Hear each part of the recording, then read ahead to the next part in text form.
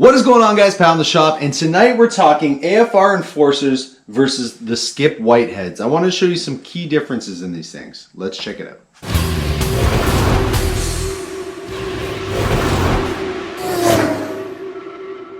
If you're trying to make power on a tight budget, you might be looking at either one of these heads. This is the AFR Enforcer. This is the 200cc NKB head from Skip White.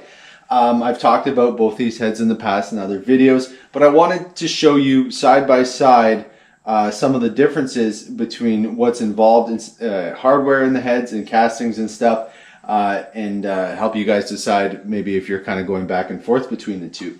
This AFR head, I got to note this quick, this is the original Enforcer 195. So AFR came out with a 200cc all new cylinder head, and originally what I thought that was just the same head. They were just advertising it different, because the reality is these heads have always been 200cc or close to it.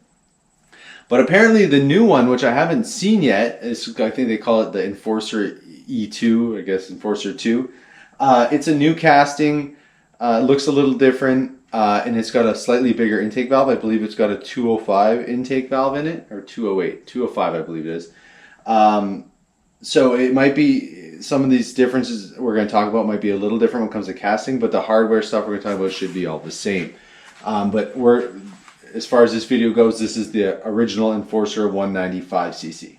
So the casting between these two, the casting is identical. The Skip White casting and the AFR casting is identical, and I'm gonna spin these around so you guys can see. So the AFR Enforcer, the original one, comes with steam hose.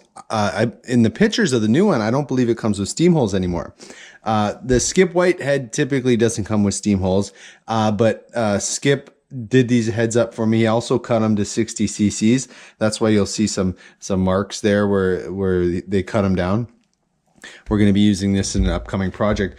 Normally these don't come with steam holes, but he did those up for me and got them ready for a 400 build. That was a big advantage with the AFRs, is they did come with steam holes, but again, I don't think the new ones do. But the casting itself is exactly the same. They're made at the same place. It is an offshore casting. They both have the 3-angle valve job. The valve job is done overseas, I believe, but the heads are fully assembled and checked out in the States. Both heads, both Skip White heads and the AFR heads are assembled in the United States. Both the AFR Enforcer 195 is drilled for the regular bolt pattern, as well as the Vortex pattern, and same with the Skip White head, as it's the same casting. If you're using the same hardware, same valves, and same everything, the flow numbers are the exact same, except in this case where we're using different valves, and that's really what this video is about. The AFR Enforcer will flow a little bit more than the Skip White. So you're probably looking at these two heads and saying, well, if they're both the exact same casting, why is the AFR head $500 US more? Well, it all comes down to the hardware. Number one, with the AFR heads, you do get guide plates and studs. My bone to pick with the studs is even the hydraulic roller only comes with a 3/8 stud. So to me, if I'm using it for hydraulic roller purpose, I'd probably just go to a 7/16 stud. So that means nothing. And the guide plates are set up for 5/16 push rod. So if something you're really going to beat on, the guide plates are kind of don't matter anyway. The Skip White head does not come with guide plates or rocker studs. You have to purchase those separately. So there's a little bit of value there. So where the real value difference comes with these heads is the valves. AFR uses some really nice valves, where the Skip White uses good valves, but they're not like top tier racing. They're not back cut, which is basically this angle of the valve has a 30-degree back cut on it, which these ones do. These are just a much higher flowing valve. I'll try to get a better shot of them. And it's also an 8mm stem. Some people say, oh, the skinnier stem flows better, and that's not really true from what I found. The skinnier stem just saves weight. We're going to throw this stuff on the scale so you guys can see the massive weight difference between these valve train components, and why that's important. We'll talk about that. The springs on both, so this is a flat tapping spring. It's a larger just a single coil with a dampener. This is for flat tappet because what we're using on. And this is a hydraulic roller spring that comes with the AFR heads when you have them set up for roller, hydraulic roller. It's a dual spring. It's about 140 on the seat. Really nice spring, small spring. Will work on a wide variety of hydraulic roller cams. And again, small spring, smaller retainer, lightweight. We're going to weigh all this stuff so you guys can see the massive difference. Another thing I forgot to mention with the valves, it's nice that the Skip White stuff comes with a 10-degree lock, which is nice for disassembly. Comes with a 10-degree large lock. But what's even nicer on the AFR heads is they come with a bead lock. So the edge, a bead lock is kind of like LS style, which uses a rounded edge. You have more surface area, and you'll never really damage the valve over time. Where with especially with 7-degree locks, you'll end up with a burr with a heavier spring where the actual keeper pushes up into the valve stem. But these bead locks are really strong, really light, and again, weight. Look at the size difference between the locks there. So let's throw this stuff on the scale so you can see the weight difference between the two. All right, this is Skip White. 122.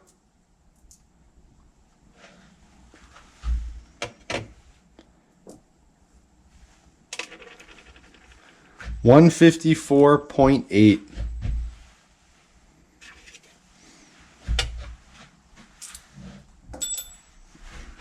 AFR 105.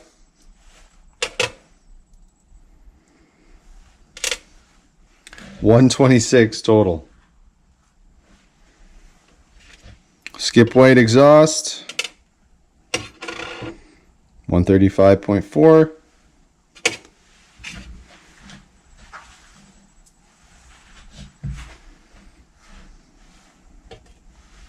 AFR exhaust 117.5. Let's talk about weight for a second. Why is weight important? Valve train weight has a lot to do with stability. The spring has a job, and it's to close the valve and basically keep the lifter on the valve at all times, and keep the valve in check to relation to where it's supposed to be. When we start losing control of the valve, that's when we get into valve float, things like that. It starts costing us power. Where weight becomes a factor, I'm going to give you an example. So let's say 6,000 RPM, we start losing control of the valve on this Skip White, this heavier valve. The power starts nosing over at 6,000 RPM because the spring has done what it can, and that's it. It can't control this heavy valve anymore.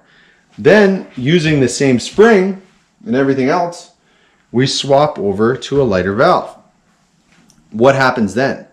Well, when we reduce the mass, like we've seen the weight difference, you can end up with another 500 to maybe 1,000 RPM before we start losing valve train control. So as weight's reduced, the spring has less of a workout to control that valve, and you're easier on components, you're easier on the spring, and you end up with more RPM.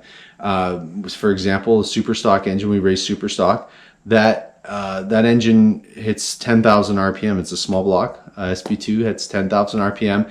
And at that point, valve train weight is so important. Everything's titanium. Everything has to be taken into account because the spring has a lot of work to do at 10,000 RPM to keep control of this valve. So again, it really depends on what you're doing. Is this a 6,000 or under street engine? You're not revving it up. You might not notice any difference. The difference lies in when you start adding RPM and you start losing control of the valve. That's when the weight really makes a big difference. So the important takeaway from this is valves aren't made equal. Okay, these Skip White valves are perfectly fine for the normal under 6,000 RPM, 383, whatever you want to build. But if you want to step it up a notch, there is a difference in valves, okay? Not only just in weight, but in how they flow. I'll show you the flow numbers between these two heads. The way the air transitions around the valve by how they cut it and back cut it is the big difference in flow. It really has nothing to do with the skinny stem, like I mentioned earlier. The skinny stem has to do with weight, same with the undercutting of the valve. But the way the air can transition around the valve is important, because at the end of the day, the valve is the biggest restriction in the head. You could take the valve out of both of these heads and they would flow exactly the same. But when you put the biggest restriction in there, the way the air moves around the valve becomes very important. And that's what you're paying the money for, is these high quality valves and the way they're designed in back cut. And sometimes even the back cut in relation to the valve job makes the difference. So when you back cut a valve, and I'll show you actually what I did, back cut the Skip White valves and flow test them on another set of heads. And we got closer to what this valve flows, but still not quite there. But when you back cut a valve, you pick up low lift flow. So all those little things add up and can pick up in relation to horsepower, depending on the application. So at the end of the day, the price difference between the Skip White and the AFR is in the hardware. It's the better, you're paying a little bit more for the better valves, some guide plates if you're going to use them, the rocker studs if you're going to use them, the lightweight valve train. The assembly and everything is exactly the same. The casting is exactly the same on these heads. I hope to get my hands on a set of the new AFR Enforcers, and maybe we'll have to do flow test them and review them. But as far as the 195 AFR Enforcer, the original ones, these castings are exactly the same. Some people are going to want to pay the big bucks too. This is worth something, having that nice AFR logo on the end of the head versus no logo. It just kind of makes your build look like you've spent a lot more than you did when you have that nice AFR logo on there. But at the end of the day, they're both great budget-minded heads. You really can't beat the AFR, or sorry, the Skip White as far as value. For 800, what are they? 859 bucks a set assembled. It's really hard to beat. The new AFR Enforcers, I can't remember how much these were, but they're up to about 1,400 bucks a set. So you know, that's a big price difference, over 530 something bucks price difference. If that's big to you, then go with the Skip Whites. If you can afford a little bit more for the AFRs, they're great too. So both heads are fantastic for a budget-minded builder. There's some other brands out there like ProMax that are doing similar stuff. Really good heads and great flow numbers. So we'll keep reviewing. Don't forget to like and subscribe. And we'll be putting these AFR Enforcers on an upcoming 383 stroker. Thanks, guys.